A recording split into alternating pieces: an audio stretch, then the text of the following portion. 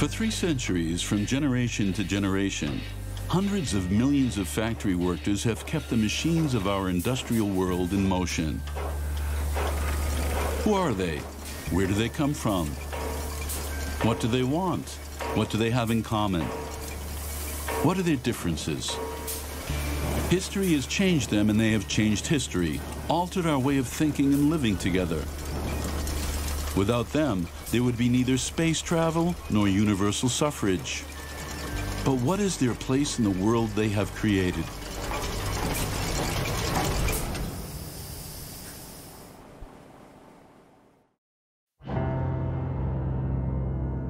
The first traces of social inequality, which appeared in Europe just 7,000 years ago, are unimpressive.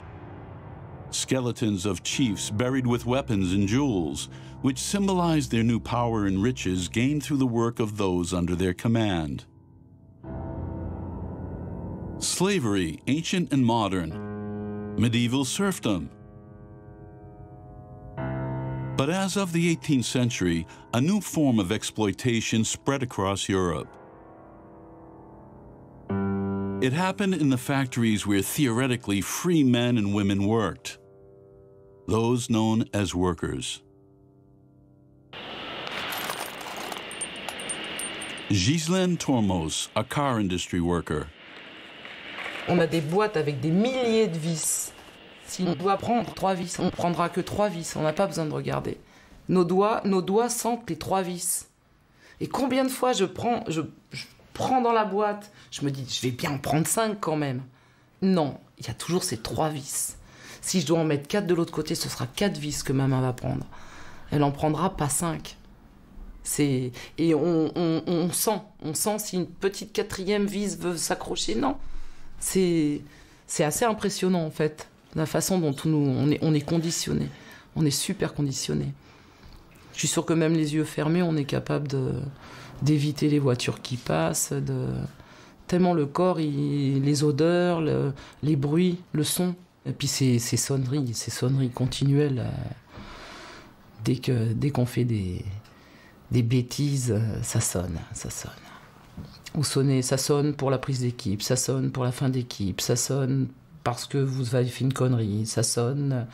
Donc toute la journée, vous êtes avec ces sonneries débiles.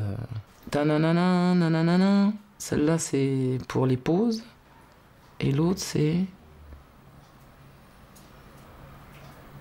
Ta-na-na, ta-na-na, ta-na-na, ta-na-na. Ça, c'est quand on fait des conneries. Ça, voilà.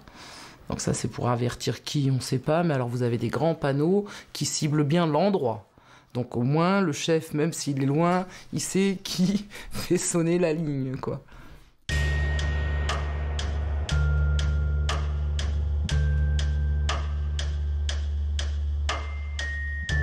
This is the individual experience of each worker. But there is also another reality, engraved in our collective memory since the beginning of cinema. Leaving the factory gates. This was filmed in 1900 in England, near Manchester.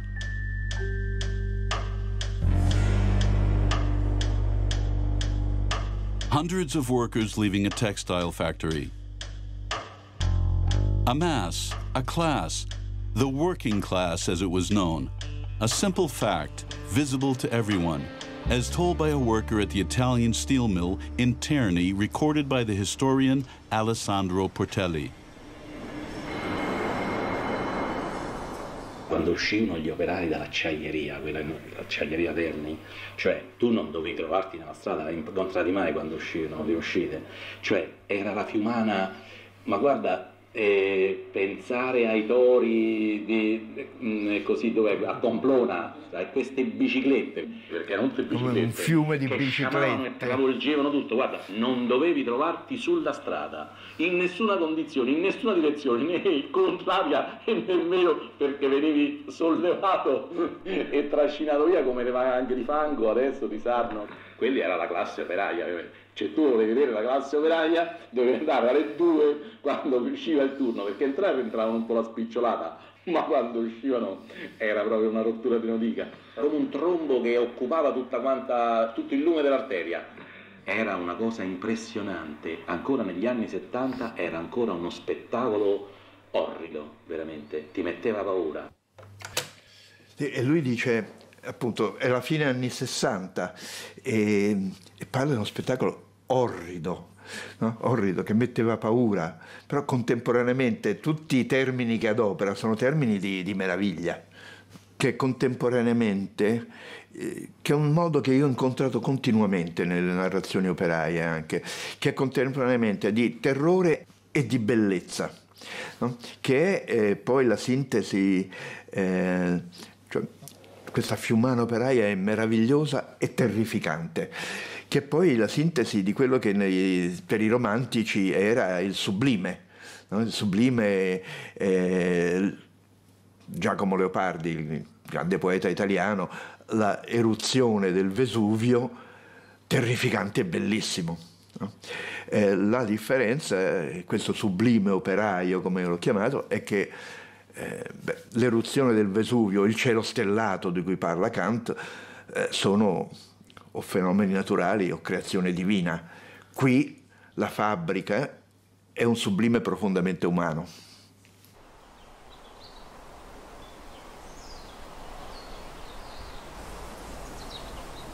The Tyne Valley in the northeast of England. The remains of one of the very first steel mills dating back to 1730.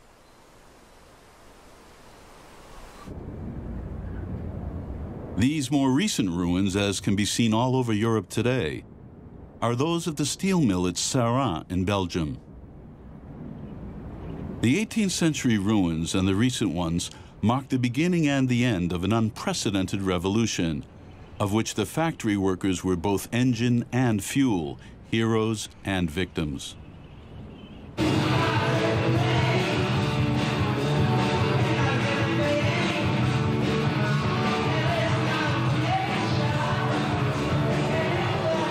Christmas Day, 1977, in Yorkshire, England.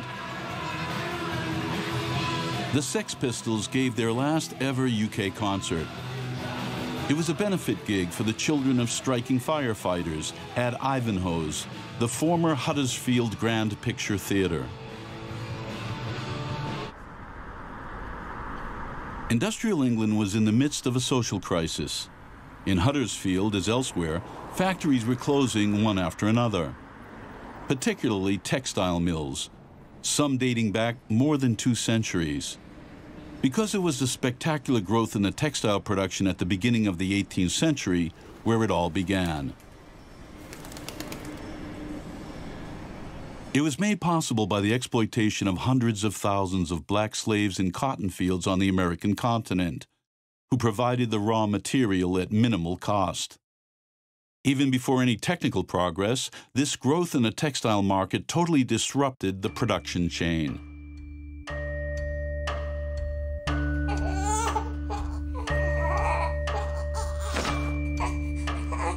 Until then, weavers who owned their own looms worked at home as a family. They were a kind of subcontractor, buying cotton or flax from a trader in town, weaving it, and selling the finished product back to the trader.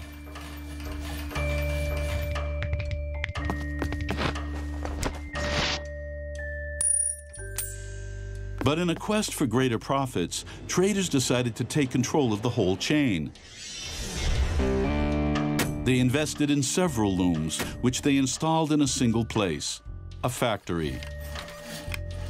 This faster and more rational production allowed them to produce more cheaply. The independent weavers were unable to compete.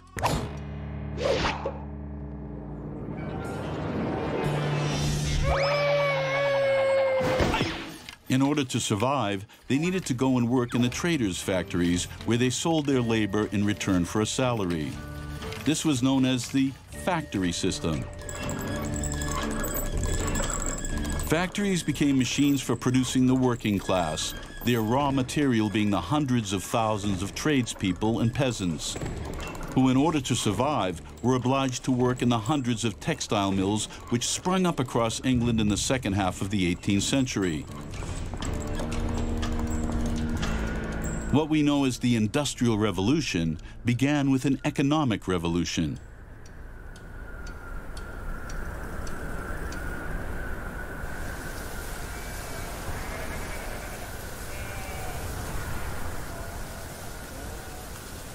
The new economy, based on commerce and the quest for maximum profit, also caused upheaval in the countryside. The fields around Huddersfield still bear reminders. Alan Brooke is a former miner turned historian. Formerly, much of this moorland was common land. Everyone had access to it. But in the late 1700s, early 1800s, it was enclosed. And the rich manufacturers and mill owners and landowners and farmers, they enclosed it for themselves. And they marked it off by miles and miles of dry stone walling. And before that, people had depended on the common land to support themselves, were no longer economically feasible. So they were actually compelled to go into the towns and to work in the growing textile industries. The labour force for the first factories was really obtained by compulsion. It wasn't people actually being physically driven by force off the land, but the changed economic circumstances meant that the previous way of life was no longer supportable. And so in order to survive, they had to go into the towns and they had to work in the new factories.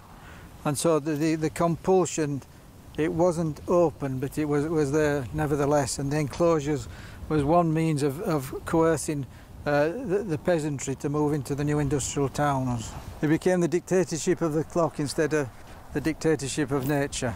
But I think nature is a kinder taskmaster than the clock.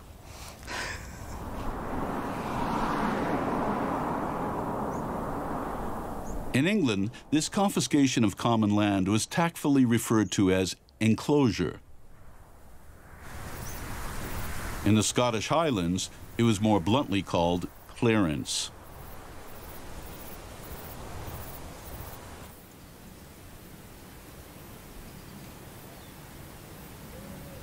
Clearance meant armed men in the service of a local lord evicting peasants from their homes, sometimes in the course of one night, and destroying their houses to avoid them returning.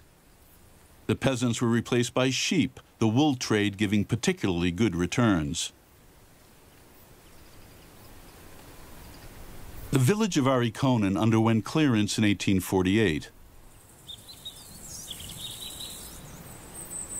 Arthur McIver is a historian.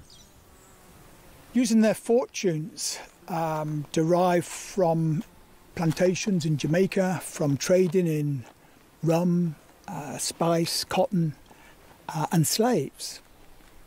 The Malcolm of Portallock estate owners, the estate owners here, decided to rationalise their farming methods and undermine the types of farming that had traditionally been done.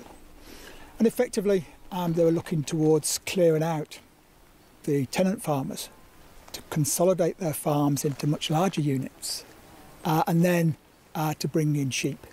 And the idea behind all this, I think, was to create a kind of farming system which was much more profitable, much more commercial.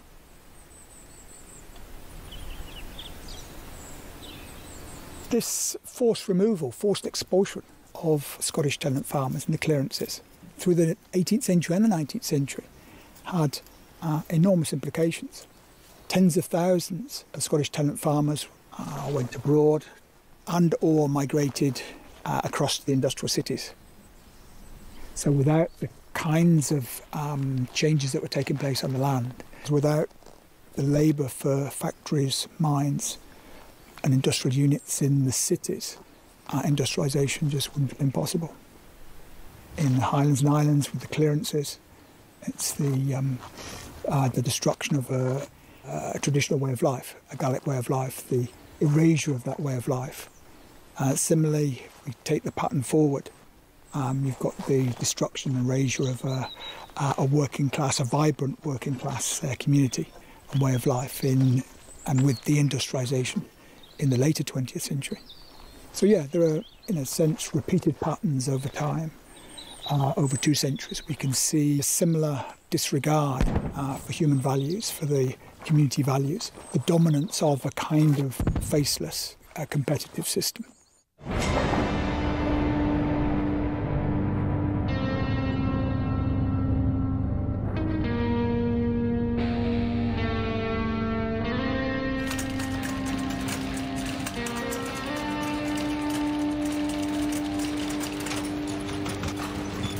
Clients of this supermarket in the northeast of England are unaware that they are trundling over the remains of one of the oldest factories of the English factory system.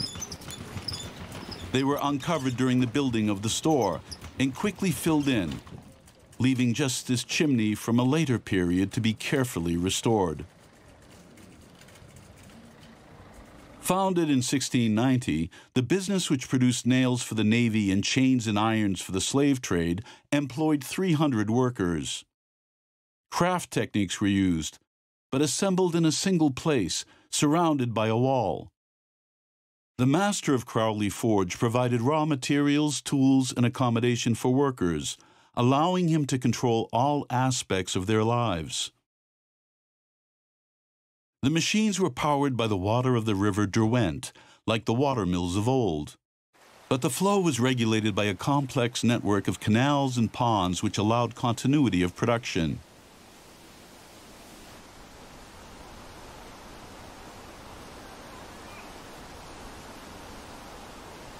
Among the vestiges, the signature of Crowley himself was discovered.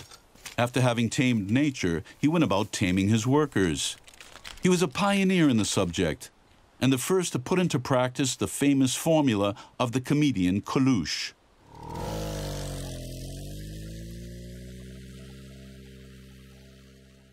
Crowley believed that a workforce which was not tired, deprived of sleep, would provide the best efforts in their work, and a bell was rung at 9 o'clock in the evening as a curfew, more or less insisting that the workforce should be in bed and asleep at that time. And the bell was rung periodically throughout the day, at the break times, at the break for meal times, and so on and so forth. Their eye was kept on the ball. The bell rang, they started work. The bell rang, they went to their beds. And the bell rang, and they had a break. So that was the way in which the factory system first started, because at the time the cottage industry workers with the skills set their own pace, they did their own thing in their own time and so on, and they were not subject to the discipline of working to a time scale. Crowley was also the author of the oldest known factory regulations. More than 100 clauses designed to bend the new working class to the law of the factory. Clause 103 devotes 8 pages just to the subject of time. Where, as it hath been found by sundry I have employed by the day, have made no conscience in doing a day's work for a day's wages, it is hereby declared that the intent and meaning of 80 hours must be in neat service after all deductions for being in taverns, alehouses, coffee houses, breakfast, dinner, playing, sleeping, smoking, singing, reading of news history, quarrelling, contention, disputes of anything else foreign to my business that does not altogether belong to me. In other words, he's saying, you're working for me. You concentrate on the effort that you're putting into my business, and there is no scope for any of my workers to have drinks, to have coffee, to have disputes with themselves, and so on and so forth. And any of the workers transgressing any of those edicts in his rules would face the court and be accused of not complying with his rules. That should apply today, should it not, in many business activities.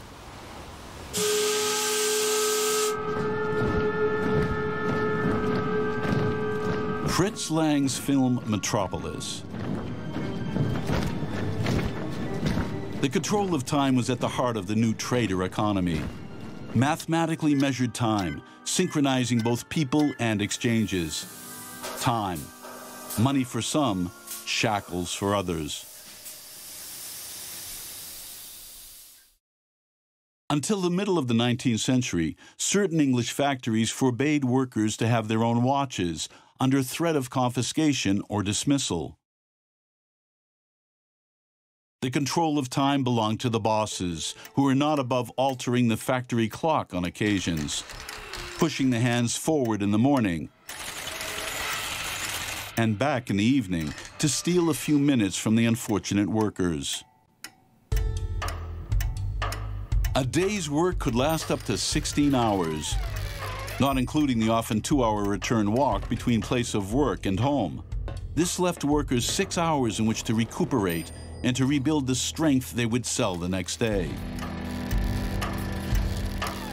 But the bosses said if they had more time, workers would spend it on plotting or drinking. The same argument was used to keep salaries to a strict minimum. If workers earned more than was strictly necessary for survival, they would only work 3 days instead of 6.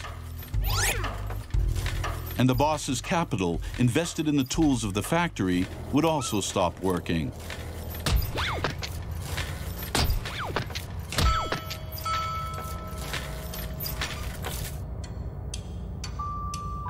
Hence the argument often used by bosses before English tribunals.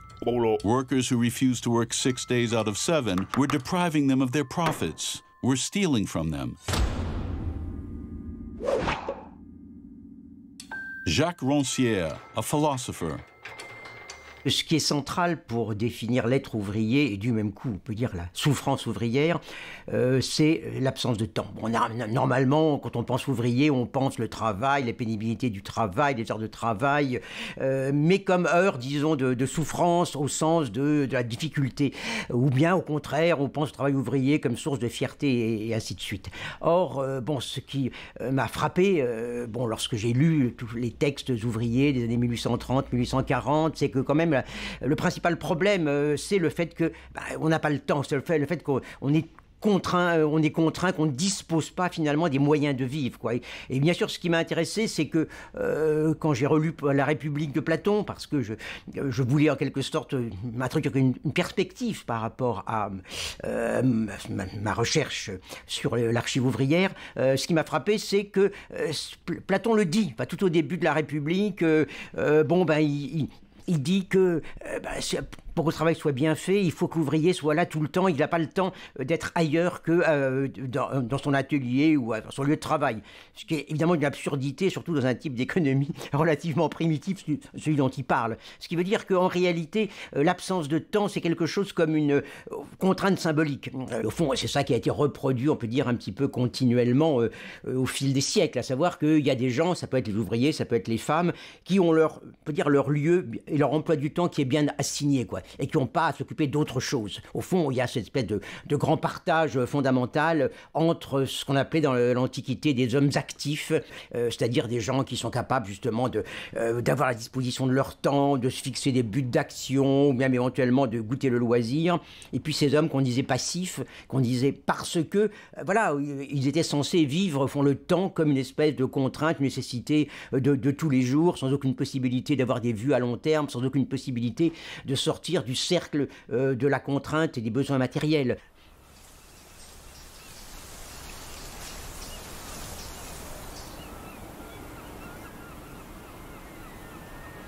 Today in Brittany, Joseph Pontus, an interim worker in the food industry. On a un chef qui n'est pas méchant au demeurant, qui bosse bien avec nous, qui donne un coup de main, etc. Dans un atelier où les gars finissent toujours à leur pile. Il y a des ateliers où ils font généralement du rab, là ils finissent toujours à leur pile. C'était un lundi, donc on était reposé du week-end, tout allait à peu près bien. Il restait 5 vaches à couper. 5 vaches, ça prend 5 minutes.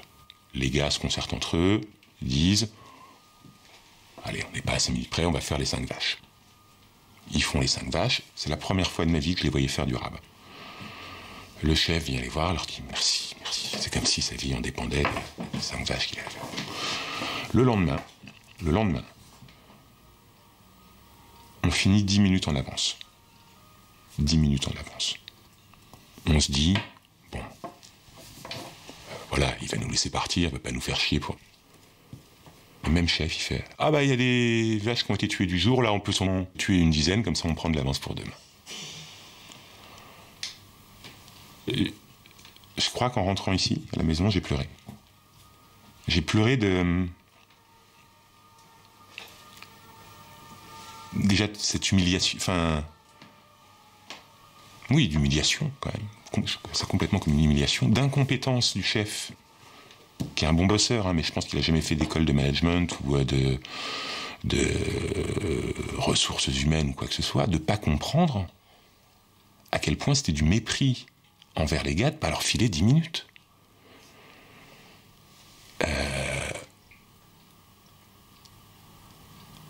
Ce temps-là, il est tellement précieux, tellement... On ne se rend pas compte, moi je m'étais jamais rendu compte à quel point le temps était précieux. La principale phrase qu'on dit à l'usine, c'est est-ce que quand quelqu'un te demande un truc, non, j'ai pas le temps. J'ai pas le temps. T'as toujours quelque chose à faire. Toujours. Et là, pour 10 minutes où il ne s'est rien passé en plus, une petite humiliation supplémentaire et tu vas encore bosser.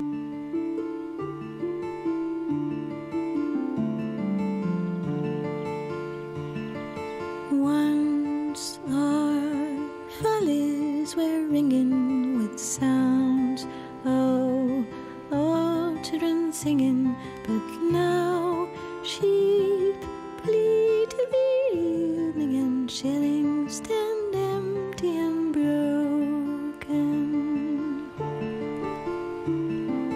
Hush. New Larnac, a cotton mill from the early 19th century. It's out in the wilds on the banks of the River Clyde, a few kilometers from the old village of Larnac. You're immediately struck by the size of the site, even though this was nothing exceptional for the period. It comprised the factory workshops as well as the dwellings where thousands of workers and their families were housed, people who worked and lived here up until the middle of the 20th century.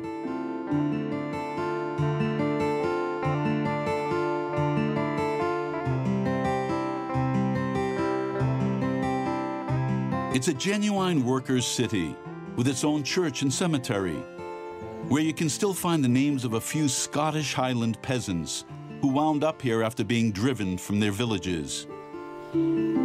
Stood with heads bowed in prayer while factors laid cottages bare, the flames fired clear mountain air, and many were dead in the morning. Like all the large textile mills of the period, New Larnac stood on the banks of a river, the Clyde, upon which it depended to keep the machines turning. At the beginning of the 19th century, energy sources were still traditional. Early innovations were mechanical, like the spinning jenny, an automatic spinning frame, which became widely used at the end of the 18th century. The spinning jenny replaced the earlier spinning wheel, thereby taking the jobs from dozens of spinners.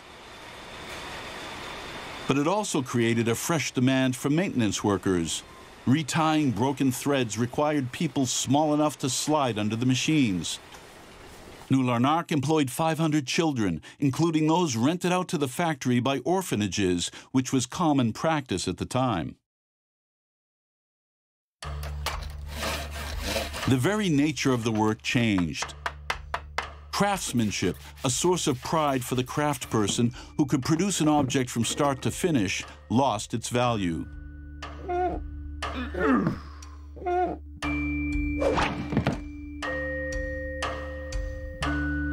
In the new mechanized factories, jobs were divided between several workers, each completing only a fragment of the task which mechanization rendered even simpler. This opened it up to women and children, the unskilled workers of the time.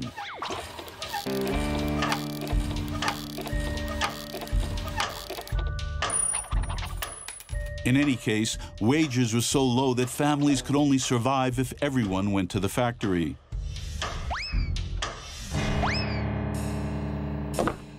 Children worked from the age of 5. Far lower paid, they carried out tasks totally intertwined with those of adults, and also had to work up to 16 hours a day.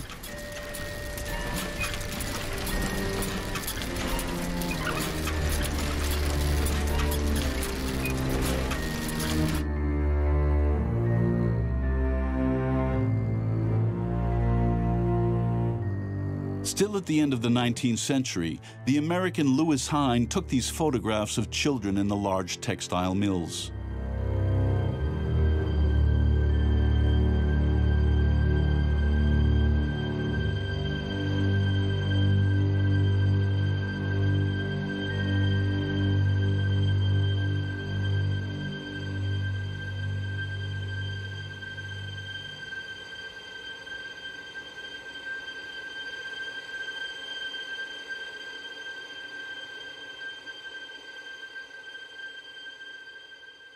The new Larnach mill was also a tourist attraction. People came to admire its extraordinary clock, which was said to be linked to the machine so as to gauge output. But the reputation of New Larnach was above all linked to its owner, Robert Owen, a philanthropic and innovative boss. Owen was passionate about phrenology, a new science which assigned human faculties to different areas and bumps of the skull. From this materialistic vision, Owen concluded that humans were perfectible. Rapidly applying this discovery to the factory, he invented the silent monitor, a little block of wood which hung over each workplace and whose colored faces allowed the superintendent to indicate the performance of the worker. White, excellent. Blue, indifferent. Yellow, good. Black, bad. Visible to everyone, Owen claimed that the silent monitor created a competitive spirit within the factory. But Owen's pride and glory was free and obligatory schooling for all the children of the mill. Known as the Institute for the Formation of Character, this was a unique initiative for the time, which used the most up-to-date methods of teaching through images.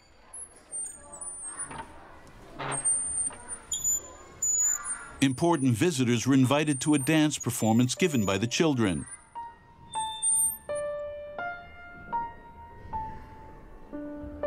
It was a vision of this new world which the benevolent patron dreamt of, but which sometimes left an uncomfortable feeling.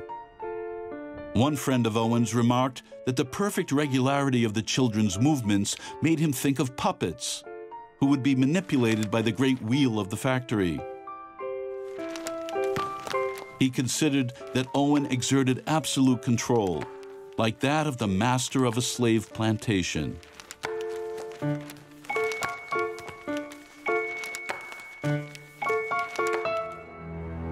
But this paternalistic tyranny was better than the straightforward tyranny which English workers suffered throughout the 18th century. Workers' association and strikes were forbidden by law because they were contrary to commercial freedom. Only the oldest professions were organized enough to face the risks, like the London coal heavers, who brought the word strike into the English language with the Great Strike of 1768. During which they forced boats to strike sails, to block them in the docks.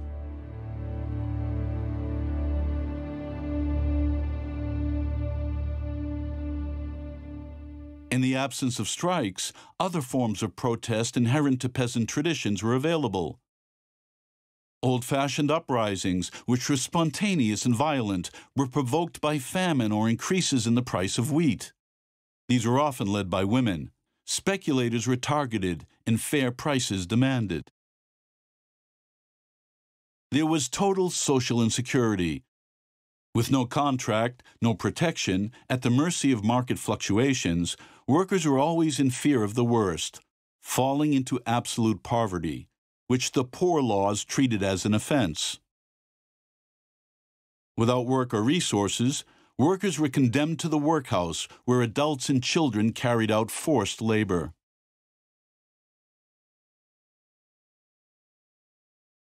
Between laws forbidding unions and laws criminalizing poverty, workers who didn't have the right to vote found themselves trapped in the shackles of legislation.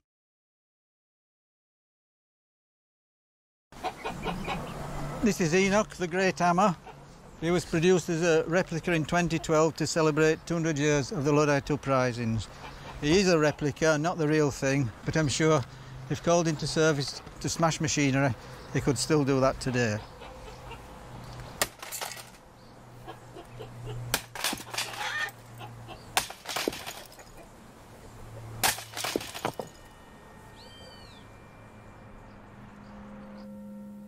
And this is the real Enoch, the great hammer which the inhabitants of Yorkshire in the north of England used in 1812 to destroy the new machines which threatened their survival.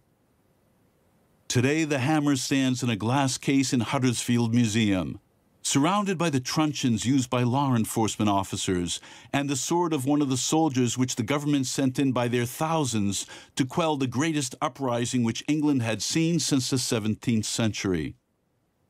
The insurgents were wool craftspeople, carders, and particularly cloth shearers, whose job was to shear wool cloth to make it smoother using heavy shears, which demanded a lot of strength and skill.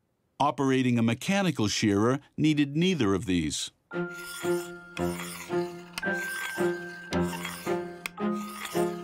In 1812, these new machines began to spread across Yorkshire, and shearers reacted by attacking the companies which used them. In the space of a few months, several hundred mechanical shearers were destroyed.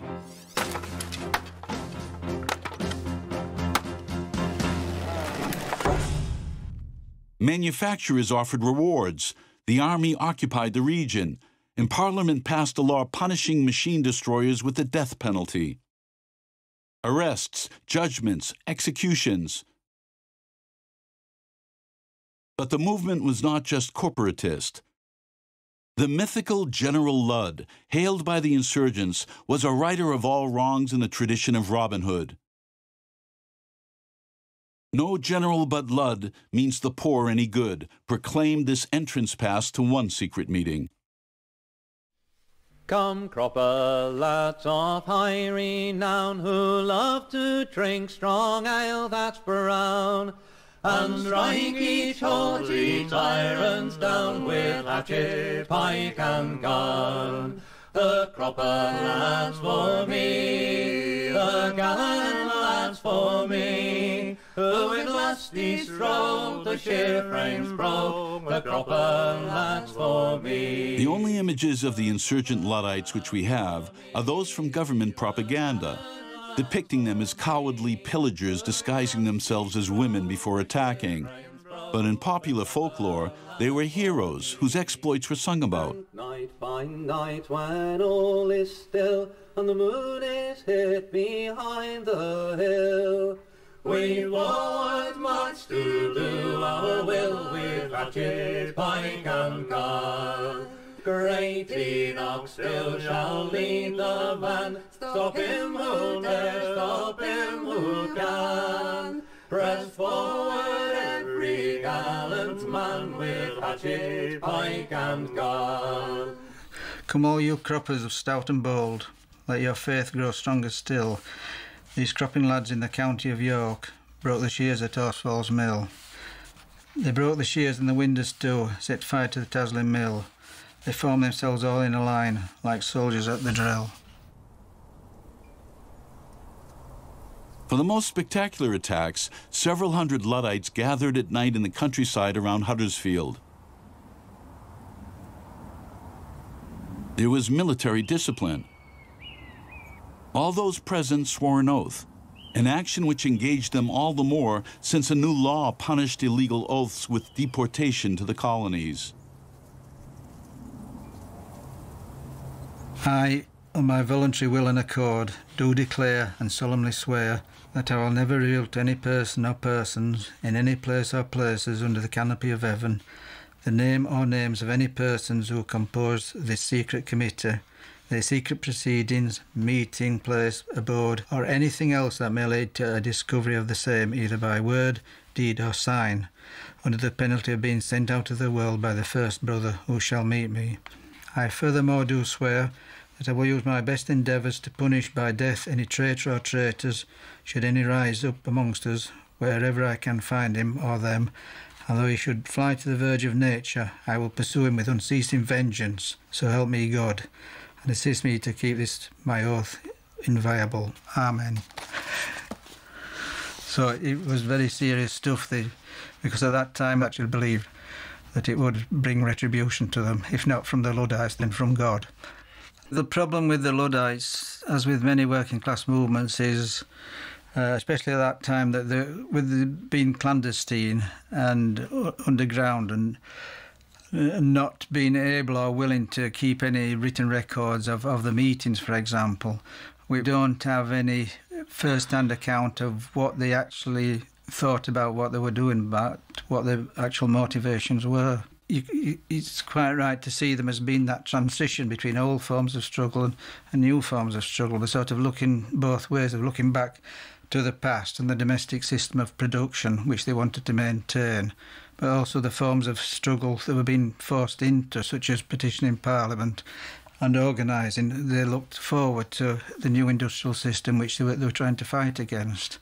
So that's why I think Luddites are very important. They represent that transition between old forms of working class and even peasant struggle and the new industrial working class. The Luddites lost their fight against mechanization, after which their story was hushed up by a workers' movement bent on respectability and technical progress. Only a few local monuments remain, such as this obelisk around which they assembled before one of their attacks. That was in 1812, when the obelisk was in the heart of the countryside.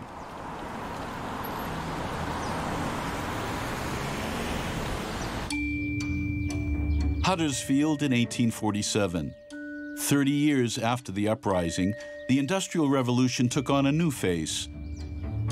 With this smoke from factory chimneys, the train passing in the distance,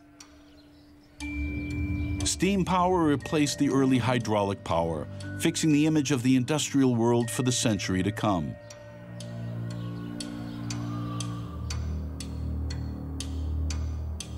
A symbol of modernity and progress, steam power was a gold mine for cartoonists.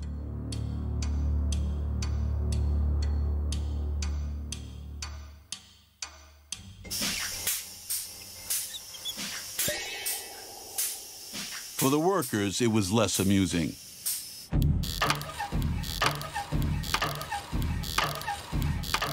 The introduction of steam power forced workers to compete with machines whose strength and speed had multiplied.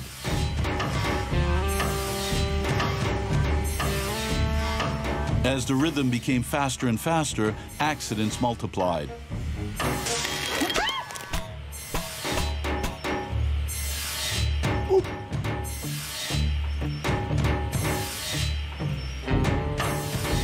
That was the price of progress, as was said back then, and is still said today.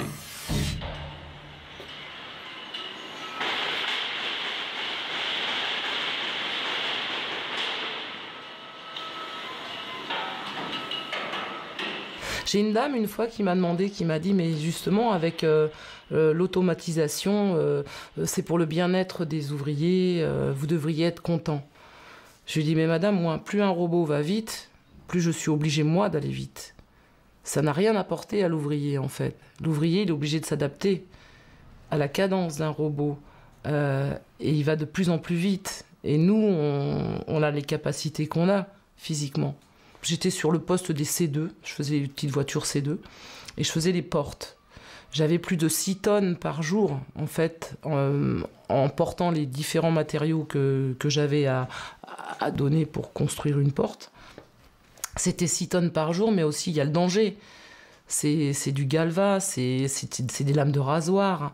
Faut constamment faire attention à son visage, même si on est protégé au niveau des mains, des yeux, mais il y a toujours cette notion de danger qui est là. Faced with these new murderous machines, Luddite instincts came back to workers. Like during this Weaver uprising in Silesia in 1844, reconstructed in The Weavers, a German film from the 1920s.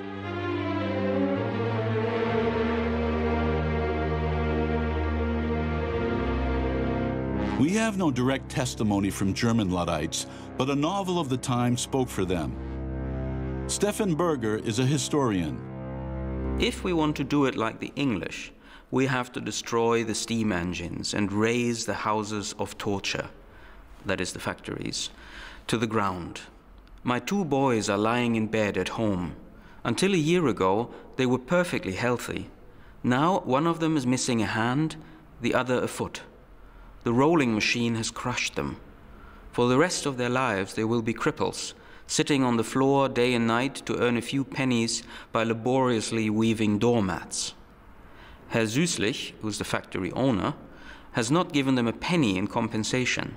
It was their fault, he said, and neither he nor the world at large has any need for cripples. They would be better off dead. End of quote.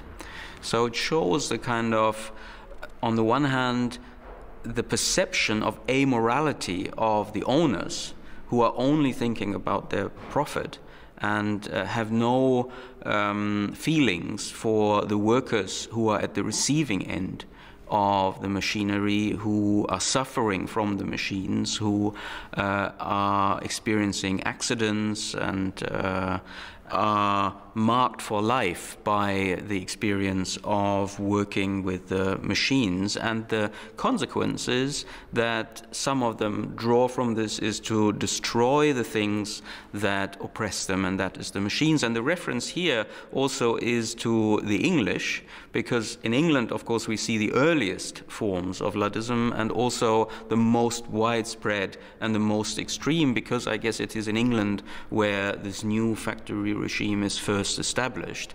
So it is 20, 30 years after the English Luddism that we have these forms of machine breaking, say, in the German lands. And of course, the people know that this has already happened in Britain. So in that sense, the British Industrial Revolution and industrialization, and also the working class experience in that industrialization, become models for the continental workers.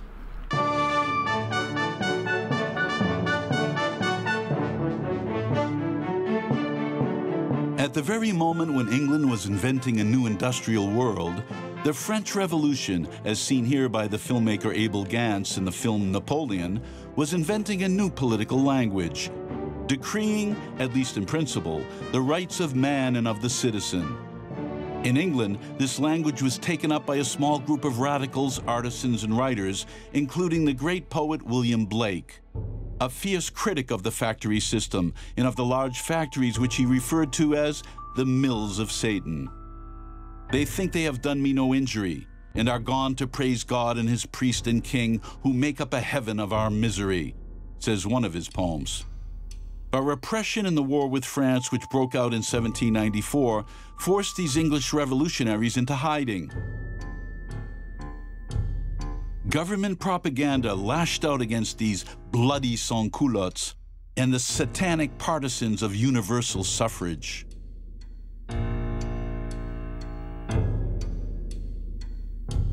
It took particular aim at Thomas Paine, author of the pamphlet Rights of Man, 200,000 copies of which were printed in 1794, and which circulated widely amongst miners and workers to the great disappointment of the authorities, whose partisans would have liked to have seen Paine hanged. After the end of the war with France and the failure of the Luddite uprising, radical ideas came back out into the open and spread amongst workers thanks to several illegal newspapers with evocative names: the Gorgon, the Black Dwarf, the Medusa. These newspapers were systematically banned. the journalists imprisoned, the vendors condemned to public flogging. Workers shouldn't think, declared one English lord. No more than lords should work at looms and machines. Radical ideas emerged. The world is divided into two great classes, those who produce, the productive class, and those who profit, the parasites, was to be read in the Gorgon in 1818. On the 16th day of August 1819, there many thousand people on every road were seen, from Stockport, Oldham, Ashton, and from other places too. It was the largest meeting that reformers ever knew. With Henry Hunt we'll go, my boys, with Henry Hunt we'll go. We'll mount the cap of liberty in spite of Nadine Joe. In August 1819, 60,000 workers and artisans assembled in Manchester to listen to the famous radical speaker Henry Hunt and demanded political democratization and the right to vote for all. The army charged the crowd, leaving 15 dead. The government thereby demonstrated that it was ready to crush any peaceful demonstration with the same force it had used during the Luddite uprising. The St. Peter's Field Massacre, known derisively as Peterloo as a reference to the Battle of Waterloo, which had been won 4 years earlier, became the official birth certificate of the English workers' movement.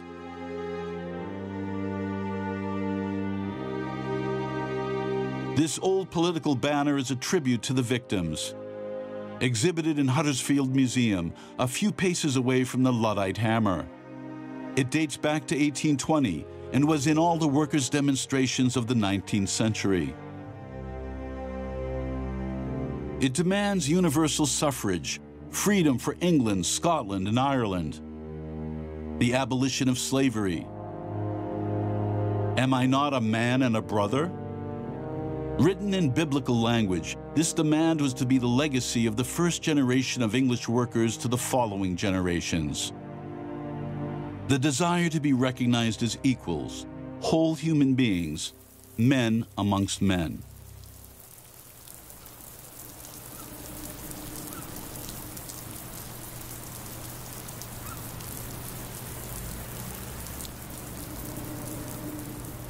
La première fois, comme dans toutes les usines, c'est l'odeur. L'odeur infecte. Et ce qui est terrible, c'est qu'au bout de 2-3 jours, l'odeur, on s'habitue. On ne se sent même plus. Les premiers jours ici, je venais en bus. Le bus, il s'arrête pas loin là-bas. Et quand je revenais de ma journée de boulot, j'étais seul à ma place dans le bus, il n'y avait pas grand monde à côté de moi.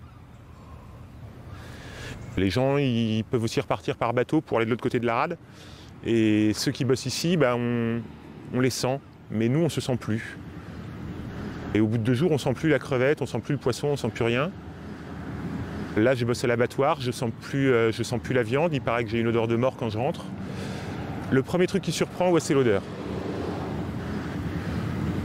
Après, ce qui surprend énormément, c'est ce rapport au temps qui avance de manière inflexible.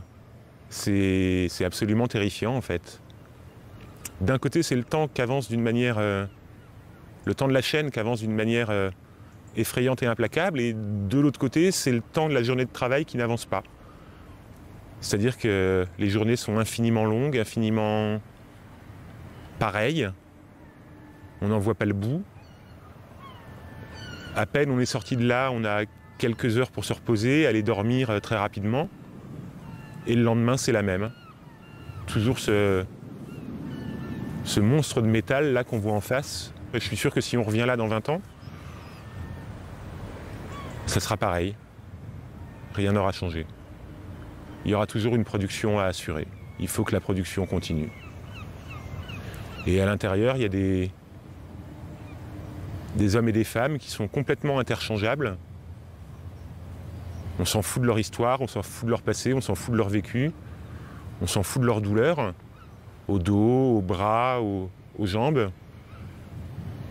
Mais il faut que la production continue.